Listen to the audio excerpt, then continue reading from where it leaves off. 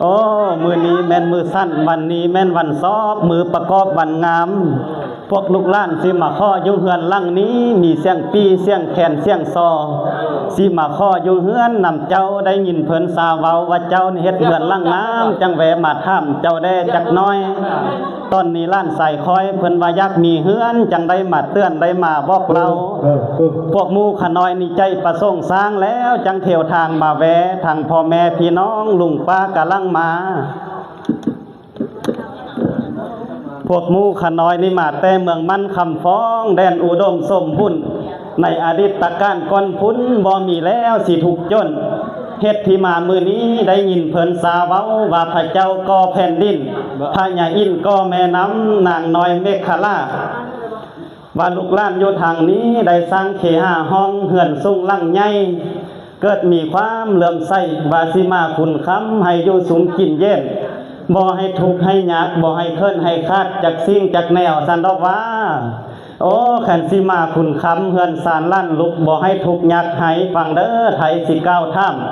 ก่อนสิขึ้นสู่บ้านเฮือนใหญ่ลังงามคอยขอท่ามคำควรส่วนจ้ามาเดี๋ยวนี้ตามคำที่ในนี้ให้เจ้าขยายคำออกให้เจ้าบอกซื้อบ้านเฮือนนี้ซื้อยั่งทางเศร้าตั้งดังเจ้าก็สิหยวดต้อและทวนล้มทางเศร้าก้มเศร้าก้างมีประตูหน้าต่างนี่ซื้อว่าจังได้แท้ให้เจ้าแป้มาให้ได้ตามคำข่มคองขันเจ้าแป้บ่ออกบอกบ่ได้ให้ขึ้นบ้านเก่าลั่งเจ้าเสด็จไปโอ้เจ้าจะหูซื้อบ้านซื้อเฮือนลั่งนี้แม่นบ่ฟังเด้อคอยสิเว้าสู่ฟังเศร้าต้นที่หนึ่งนี้ซื้อว่าพิทักษ์พรมนางงามต้นที่สองนี้ซื้อว่านางเมืองทมต้นที่สามนี่ซื้อว่าสมพระนครต้นที่สี่นี่ซื้อว่าเท้าขวัญเมืองต้นที่ห้านี่ซื้อว่าเฮือนพระลาหูต้นที่หกนี่ซื้อว่าคุณพระคลังต้นที่เจ็ดนี่ซื้อว่าบั้งพวยไผ่ต้นที่แปดนี้ซื้อว่าใจตั้งมันดังซื้อว่าเจ้าต้อกองล้อซื้อว่านางคำไล่บันไดซื้อว่านางคำแก้วเด้อข้างต้มนี่ซื้อว่าเท้าองค์อาจเป็นตัดซื้อว่าเท้าบุญเย็นฝ้าเส้นซื้อว่าเท้าสัตว์ซื้อสีหยวกคือซื้อว่าเท้าคำแข้งแอละแนงซื้อว่าอ้อละไม้กบไก่ซื้อว่าเท้าบุญหมปันลมซื้อว่าเท้าบุญเฮียงเคียงไฟซื้อว่านางทมเท้าก่อนเศร้าซื้อว่าเท้าคำสูประตูหน้าต่างนี่ซื้อว่าเท้าบุญหน้าลังคาซื้อว่าเท้าปกป้องยกขึ้นแล้วงามดีอ่องต้องซื้อว่าเท้าบุญมันขวัญยืนนอนกลางคืนกับฟันดีมีโศกนอนกลางเว้นลกไผ่กระบ่มาบังเบียดใดนี่แล้วเพิ่นบางเหือนอินผมตกแต่งเหือนพญาแท่นแบงมาให้เป็นมุนขึ้นมาอยู่แล้วกะคำคุณมุนมังสร้างมาอังเต็มทุนเขาเปลือกพุ้นเต็มเหลาเลี้ยงลูกเต้ากะอยู่สุมกินเย็นเคาะกะบ่เฮ็นเว้นกะบ่มาไกลเหือนลังนี้ขึ้นอยู่แล้วมีแต่ใดกับใดมีแต่ดีกับดีนี่แล้วเพิ่นว่าเหือนเศรษฐีเงินค้ำเก่ากะบุ้งเหือนอยู่สูงกินเย็นเป็นแต่บุญของเจ้าวัดสนานำทรงเจ้าแท้น้อเหือนลังนี้บุญไล่จังค่อยพอบุญน้อยแม่นบ่เห็นมาทำมางสร้างแป้งมาอาศัยไผ่เพิงแล้วเงินคำให้ไล่เต้าเขานำให้ไล่มาเงินคำให้ไล่มาเนืองนองเต็มกองจนพอแบกเศร้าคำอย่าได้แบกเศร้าแฮกก็อย่าได้เศษส่วนเศร้าควรให้เจ้ามันเจ้าแก่นมื้อนี้ก็มือสั้นวันดีแล้วได้ขึ้นมาห้าเฮือนห้าซานก็ให้อยู่ดีมีแห้งมีอายุวันโนสู่ข้างพลังมันยืนได้นี้เมื่อวันไผ่นาทอนสาธุสิทธิไสญาตุภาวังไสญามังคลาไสญาพุทธาดิธีวันนี้แม่นวันดีที่สุลำลึกถึกหน่วยซื้อว่ามหามงคลยังมีเจ้าพญาผู้มีบุญองค์หนึ่ง สาเด็จมาจากเมืองมันคำทองมาหาสาแหวงจองสถานดีตั้งบ้านเพื่อปลูกสร้างให้อยู่สุมอยู่เย็นความเป็นเขนเขตขวางจังให้บ่มีพอจริงได้ตั้งต่อปลูกแปลงไปพระเมตไตรโพธิเจ้าว่าดีบอนนี้แต่ก่อนกี่พระเจ้าสร้างโพธิสมพันธ์พระเจ้าภาพแพ้พวกหมู่พญามารผู้สาโหดบ่อนนี้บ่อนพระเจ้าโพธิสัตว์นี้ก่อนบ่อนนางธรณีเอาคำมา ผูกใบผ้าแก้วแก่นไทยวาอยู่สวัสดี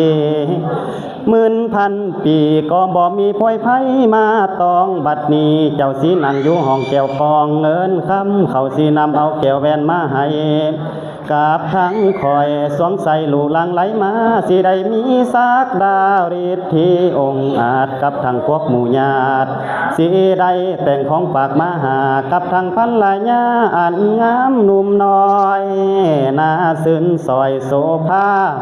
บัดนี้จากได้พันลาหน้าแต่เดิมดาเขาจัดแต่งเขาหาใหม่ปลูกเหือนมีใจเพี้ยนทั้งเยินอยากแต่งทงหมากทั้งนำบังเคิง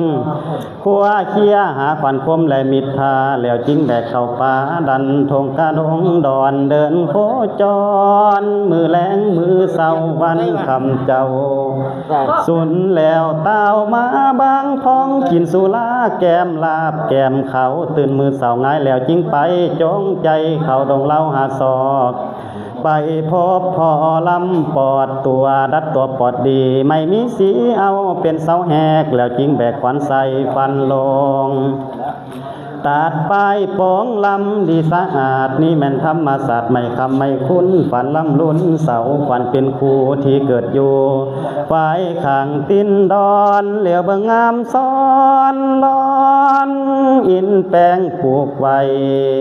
ตัดเอาใดมาถักเป็นเสาไปหาเอาบ่หยุดบ่ย้อนเด้อเฮฮอนเขาป่าดงหน้าลายเวลาปีเดือนติดต่อหลายพัมมือหลายพัมมือตัวเจ้าอ่อนแห้งยามแรงเข่ายามง่ายป่าเป่ามือสืบมือปั๊มไปสืบไปปีเดือนใดวันย้ำเข้าป่าแดดแห้งฮ้อนล้นไม่ค่อยเพียนปีเดือนเขาบุกมาข้ามล่วงฝนหลังย่อยห้ำนาซุ้มเย็นบ่ละบนแล้วฟันเฮือนหลังใหญ่บาดนี้ข้าจักแต่งขันดอกไม้เสิญเจ้าเข้าสู่เฮือนเขาฟันตกต่อเจ้าอย่าได้หักเมื่อเมืองเหนือเขาฟันตกคือเจ้าอย่าได้หักเมื่อเมืองนาเขาฟันตกปากเจ้าอย่าได้เศร้าเสียสูญให้เจ้ามาคำมาคุ้นหุงเฮืองเพียงอาจให้เจ้ามาสัมภาษณ์อยู่สุมอยู่เย็นความเขียนขวงอย่าให้ใดความเจ็บไข้ก็อย่าให้มีว่ามาเยอะควาน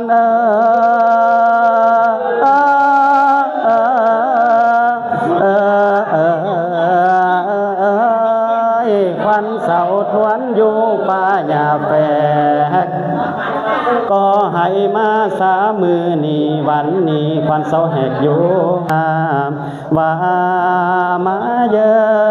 ะควัน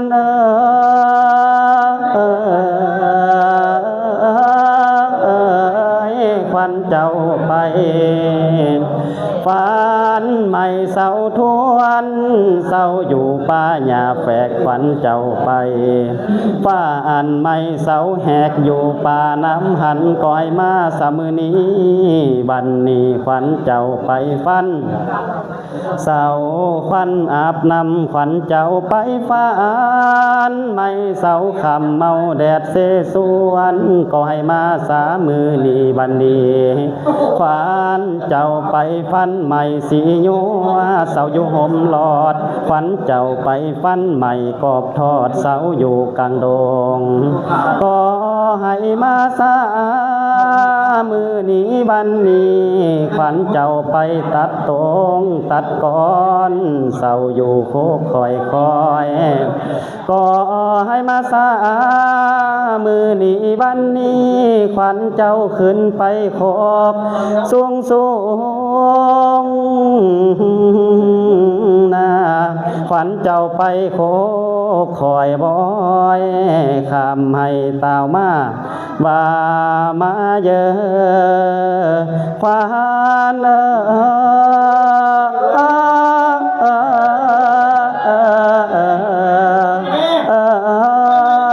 มาพาลา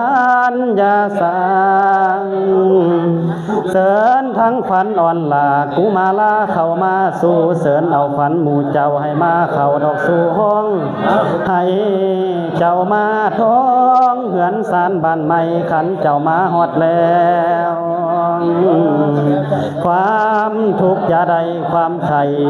ยาสุมีทุกตนทุกคนขอคาเทินสาธุสาธุสาธุอนุโมทามิสาวามาเยอะควาน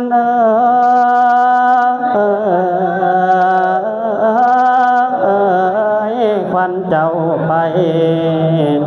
ฝันไม่เศร้าทวนเศร้าอยู่ป่าหญ้าแฝกฝันเจ้าไปฟ้าอันไม่เศร้าแหกอยู่ป่าน้ำหันก้อยมาสมือนี้บันนี้ฝันเจ้าไปฝันเศร้าควันอาบน้ำขวัญเจ้าไปฝันไม่เศร้าคำเมาแดดเสสวนก็ให้มาสามือนี้บันนี้ขวัญเจ้าไปฝันใหม่สียัวเสาอยู่ห่มหลอดขวัญเจ้าไปฝันใหม่กอบทอดเสาอยู่กลางดงก็ให้มาสามือนี้บันนี้ขวัญเจ้าไปตัดตรงตัดก้อนเสาอยู่โคกคอยก็ให้มาสามือนี้บันนี้ขวัญเจ้าขึ้นไปขอบสูงนาขวัญเจ้าไปโคกคอยบอยคำให้ตาวมาบ่ามาเยอะควาน